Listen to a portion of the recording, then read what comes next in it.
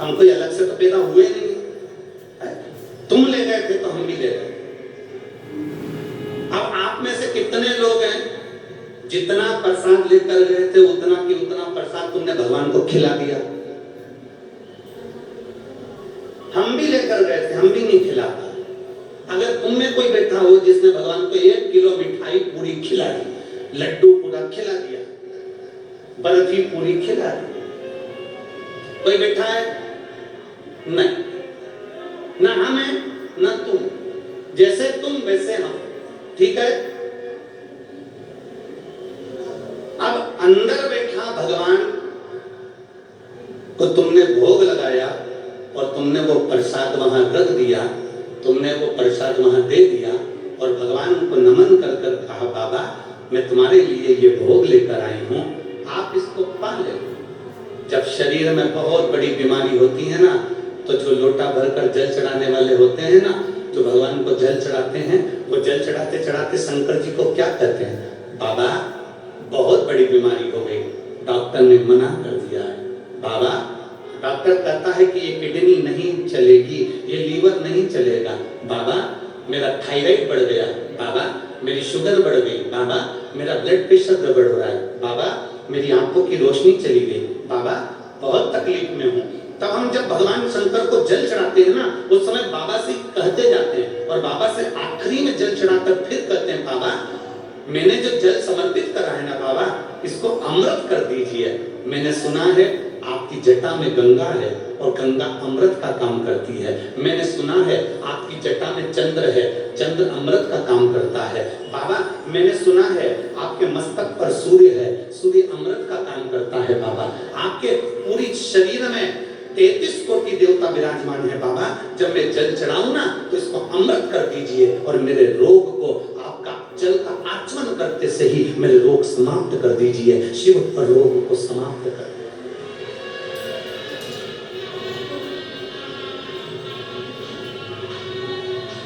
आप भी प्रसाद लेकर मंदिर में गए, हम भी प्रसाद लेकर मंदिर में गए। कल हमारे श्री आमदार सुहास अन्ना जी खांडे जी कह रहे थे और ताई कह रही थी कल कि गुरु जी हम दोनों भोजनशाला में गए थे और रोज जा रहे हैं गुरु जी, प्रतिदिन भोजनशाला में हम रोज जाते। और गुरु जी भोजनशाला में जब हम रोज जाते हैं और जो सारे शिव भक्त भोजन कर रहे हैं उसी में से हम लोगों ने भी भोजन किया। तो कल माननीय आमदार जी और ताई कह रहे थे कि गुरुजी ना जाने उस भोजन में क्या है ऐसा कि भगवान का प्रसाद अलग ही स्वाद आ जाता है। तो मैं श्री सुहास अन्ना जी से कहूंगा, जब भाव से भगवान को दिया जाए ना, तो भगवान भाव से पा लेगा।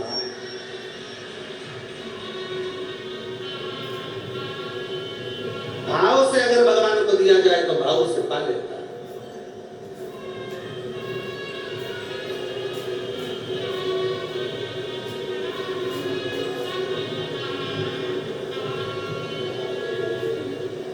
तीन लाख भक्त अगर यहाँ कथा सुनने के लिए आ रहे हैं, 2 लाख भक्त कथा सुनने के लिए आ रहे हैं, 4 लाख भक्त अगर कथा सुनने के लिए आ रहे हैं, तो उसमें से कम 1.5 से 2 लाख भक्त ऐसे होते हैं जो भगवान शंकर का प्रसाद करते हैं।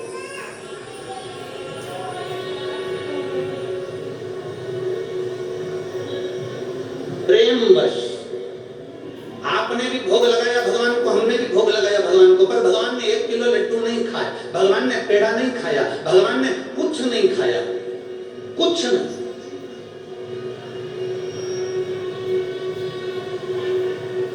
जब भगवान ने कुछ नहीं पाया, प्रेमवश बस भगवान के सामने रखा और भगवान ने उसे भाव से पा लिया, तो जो प्रसाद हम खाते हैं उसमें अपने आप स्वाद बढ़ जाता है। इससे ये महसूस होता है कि भगवान ने भोग लगा लिया है। इससे ये महसूस हो जाता है कि भगवान ने भोग लगाया। अब चलो आगे बढ़ते हैं इसी कथा में। आप में से सबने भगवान को भोग लगाया, हमने भी भगवान को भोग लगाया। भगवान ने अंदर भोग लगा हुआ प्रसाद पंडित जी ने हमको वापस दे दिया, हम अपना डब्बा लेकर वापस चल दिए। अब हमारा सनातन धर्म क्या कहता है? अब हमारा सनातन धर्म क्या वर्णन करता है कि मंदिर से जब प्रसाद का डब्बा लेकर निकलो तो उसमें से थोड़ा थोड़ा प्रसाद सबको बांटो। बोलो बोलता है कि नहीं बोलता है? हमारा सनातन धर्म कहता है कि मंदिर में से प्रसाद लेकर निकलो तो उस प्रसाद में से वितरण करो।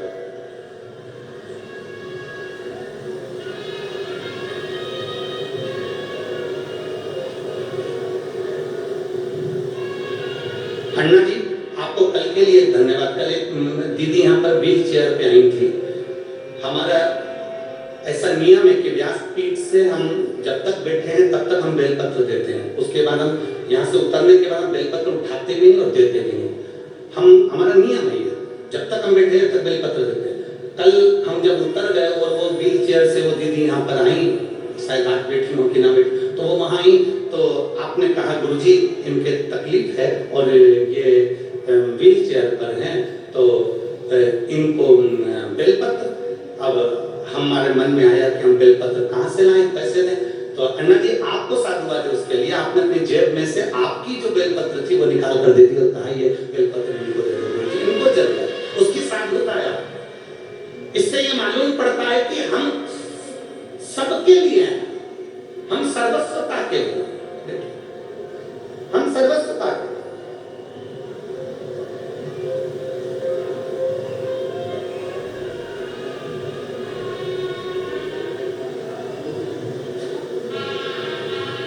एक समर्पण का भाव किसको कहते हैं? हमारा सनातन धर्म कहता है आपके हाथ में मिठाई का डब्बा है ना, लड्डू का डब्बा है, मंदिर में भोग लगाया हुआ डब्बा आप लेकर चलते हो, उस डब्बे को बाहर लाकर वितरण क्यों किया जाता है, प्रसाद क्यों दिया जाता है? हमारे बद्रीनाथ से होकर आए तो प्रसाद दे दिया, वैष्णो देवी से होकर आए प्रसाद दे दिया, पंढरीनाथ से होकर आए प्रसाद दे दिया, हम शिरडी से होकर आए प्रसाद दे दिया, हम जगन्नाथ से होकर आए प्रसाद दे दिया, हम त्र्यंबक से होकर आए, हमने हमारे मोहल्ले में हमारे रिश्तेदारों को प्रसाद दे दिया। ये नियम सनातन धर्म ने क्यों बनाया, उसका कारण क्या है?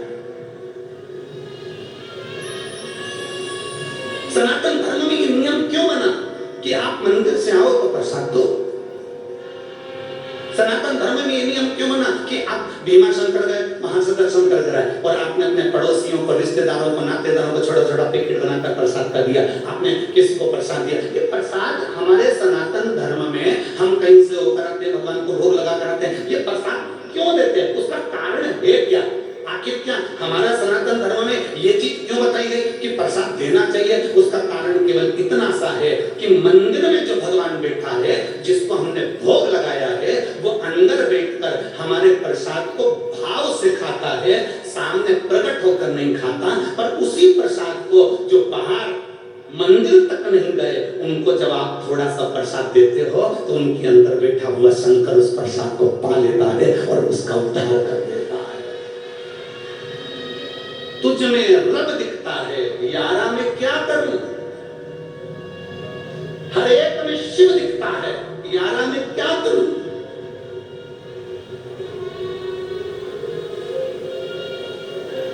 हर एक में शिव है। मंदिर से बाहर निकले, प्रसाद बांटना प्रारंभ करा, प्रसाद बांटना प्रारंभ करा तो ना जाने किस वेश में नारायण मिल जाए। इतने को प्रसाद दिया है, 50 लोगों ने प्रसाद दिया, 50 लोगों ने प्रसाद दिया, ना जाने कौन व्यक्ति कैसा था, किस भाव से उसने प्रसाद को ग्रहण करा, ना जाने कौन था जो शंकर का रूप रख कर आया प्रसाद लेकर चले गया, ना जाने कौन था जो शिव तत्व के रूप में आया और प्रसाद लेकर चले गया।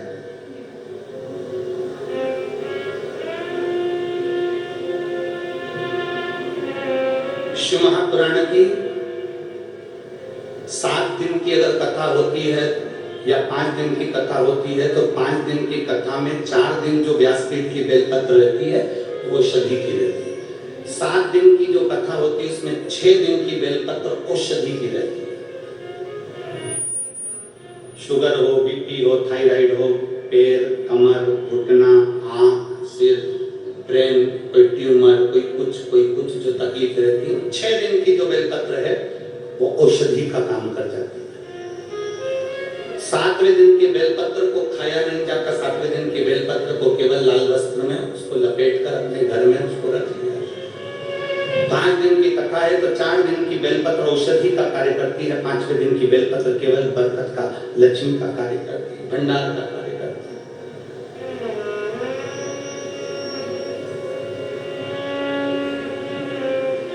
शिव महापुराण की बेलपत्र का बड़ा महत्व है। आप लोग कभी अगर शिव पुराण का अगर तुम्हारे घर में अगर शिव पुराण हो तो उसको पढ़ेंगे तो उसमें बेलपत्र का महत्व आएगा। बेलपत्र क्यों शिव पुराण की बेलपत्र की इतनी औषधि है? क्यों शिव पुराण की बेलपत्र को इतना लक्ष्मी की प्राप्ति का केंद्र बिंदु बताया? उसका कारण यह है 12 ज्योतिर्लिंग करने के लिए 12 स्थान पर जाना पड़ता है। उप ज्योतिर्लिंग करने के लिए उप स्थान पर जाना पड़ता है।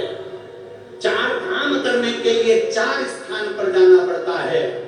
सारी नदी तालाब और सरोवर का स्नान करने के लिए सारे स्थान पर सरोवर पर जाना पड़ता है। सारे कुंड और बावड़ी का स्नान करने के लिए कुंड और बावड़ी पर जाना पड़ता है। पर केवल वेद व्यास जी ने लिखा शिव महापुराण के अंदर कि केवल एक शिव पुराण ऐसी है कि वो शिव पुराण जहां पर रहती है वहां सारे तीर्थ, नदी, तालाब, ज्योतिर्लिंग, उपलिंग सब आकर विराजमान हो जाते हैं और उस शिवलिंग की अर्थात उस पुराण की एक बेलपत्र की औषधि का कार्य कर रहे हैं। उस बेलपत्र की इतनी महत्वता बढ़ जाती है, इतनी।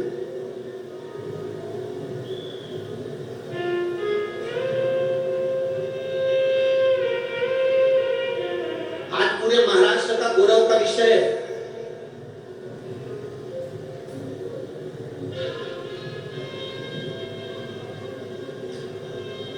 आज पूरे महाराष्ट्र को आतिशबाजी चलाना चाहिए, नगाड़े बजाना चाहिए, ढोल बजाना चाहिए पूरे महाराष्ट्र को कि व्यासपीठ की बात को राजसत्ता तक लिया गया और माननीय महाराष्ट्र के मुख्यमंत्री जी ने गौ माता को राज्य माता घोषित किया, उसके लिए धन्यवाद। संपूर्ण महाराष्ट्र वासियों को और पूरे देशवासियों को साधुता देते हैं कि आपने इस व्यासपीठ की गरिमा को रखा, इस व्यासपीठ की मर्यादा को रखा और व्यासपीठ से जो शब्दों कहे जाते हैं उन शब्दों को आपने अपने जीवन में उतारकर गौ माता को राज्य माता का दर्जा दिया। साधुता बहुत बहुत साधुता है। माननीय मुख्यमंत्री शिंदे जी को बहुत बहुत साधुता है।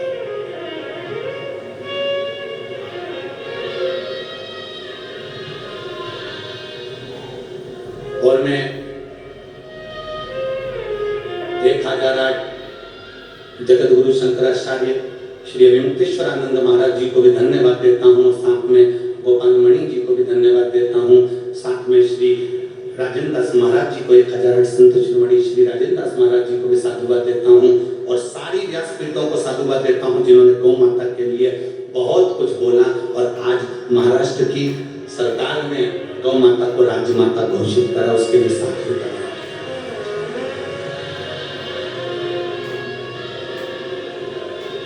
और सारे संतों से निवेदन है ये चिंगारी को बुझने मत देना, इस चिंगारी को बुझने मत देना। जो महाराष्ट्र में चिंगारी लगी है कि गौ माता को राज्य माता करा गया है, वो चिंगारी बुझने मत देना। वो अग्नि का काम करेगी और एक दिन गौ माता राष्ट्र माता बनकर रहेगी, ये निश्चित है।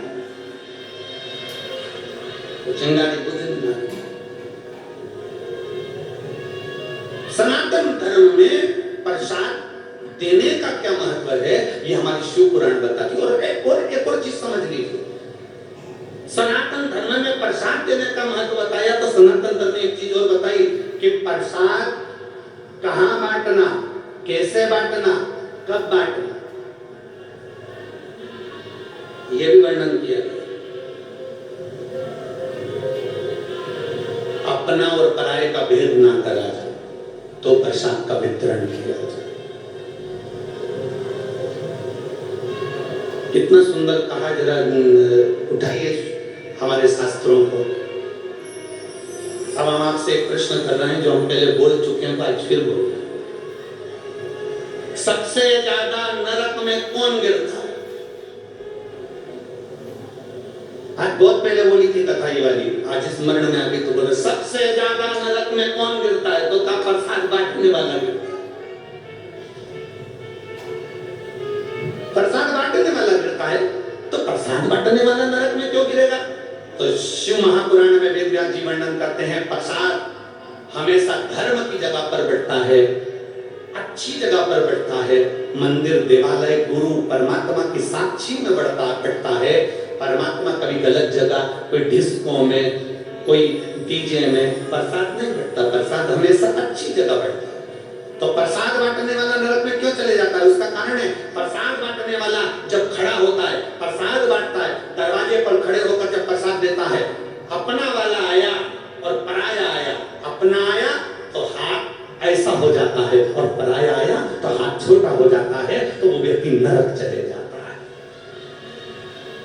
प्रसाद बांटने वाले को चाहिए कि प्रसाद की गरिमा क्या करते हैं, प्रसाद की गरिमा।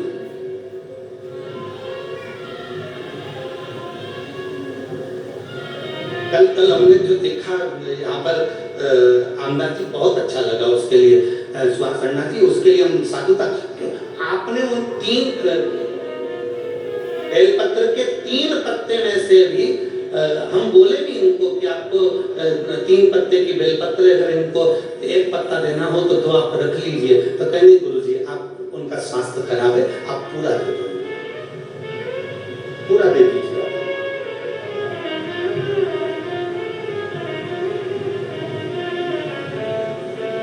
ये निर्मल भाव होता है, ये निर्मल स्वभाव। आप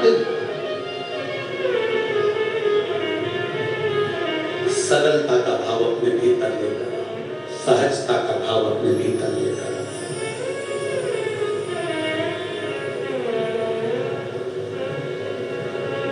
जब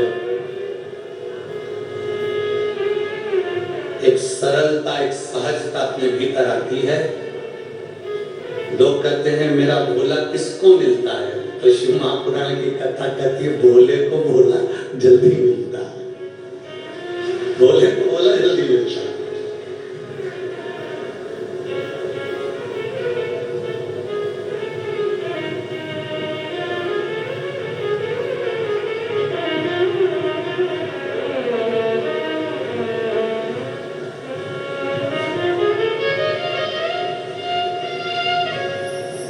भगवान शिव की कथा करेंगे, चिंतन करो, चिंतन। असुर सांप को पकड़े हुए हैं, देवता सर्प को पकड़े हुए हैं, वो कह रहे हैं कि हम शंकर का चिंतन कैसे करें। कौन कहता है कि अपना घर छोड़ोगे तो चिंतन होगा? कौन कहता है अपनी दुकान छोड़ोगे तो भगवान का चिंतन होता है? कौन कहता है कि आप अपना काम कारोबार छोड़ दो और बाबा बन जाओ तो भगवान का चिंतन होता है? शिव महापुराण कभी नहीं कहती कि भगवान का चिंतन घर छोड़कर होता है। सारे ऋषि घर छोड़े होंगे, संत घर छोड़े होंगे, पर